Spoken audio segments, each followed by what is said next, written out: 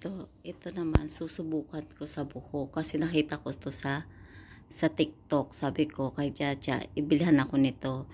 Sa ano to, sa paglalagas ng buhok. Ito, paglalagas ng buhok. 700 daw, dalawa. Nakita ko yan sa TikTok. Sabi ko, subukan ko baka ano yung buhok ko. Kasi nga, di ba nga ang dami niyang naglalagas siya. Kaya yan, pinabili ko sa kanya. May pasalubong galing Pilipinas. Dumating yung kapatid ko, 2 weeks na nawala. 3 weeks ba? 3 weeks siyang nawala. Na ako lang mag-isa naglinis ng bahay. Ito, meron akong, tart ba to? Tart. 2. Tapos may mango na basta mango siya, dried mango. 3.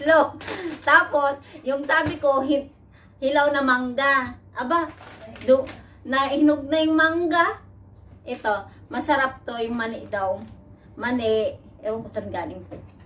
Tapos, meron pang dito, pusit. Ito, favorite ko sa kayong dilis. Favorite ko to kasi ang dami nagpapadala dito nito.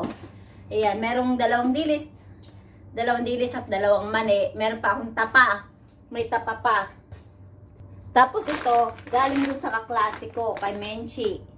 Yun, lagi niya ako pinapadalhan ng tapa ng kaklasiko. May galunggong saka bangus. Ito, masarap talaga ito pa ito. And ito, nagkikrib ako ng mangga pero nahinog. Okay na lang din. Masarap yan sa bagoong. Salamat sa panonood. Ito lang. Ayaw ko nang kumain. Ito, bigay ng anak ko. Ito, bigay ng anak ko. Malapit na raw kasing Mother's Day. Kaya binigyan ako. Ganda oh. Pink. Bouquet siya. Para siyang bouquet. Ginawa niya lang. Yun ang negosyo ng aking anak.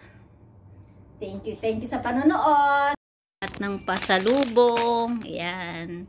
Ayan, yung flowers flowers from may anak-anak. Yan. Yan siya. Saka yung tapa nasa rep na, hindi ko na ipapakita.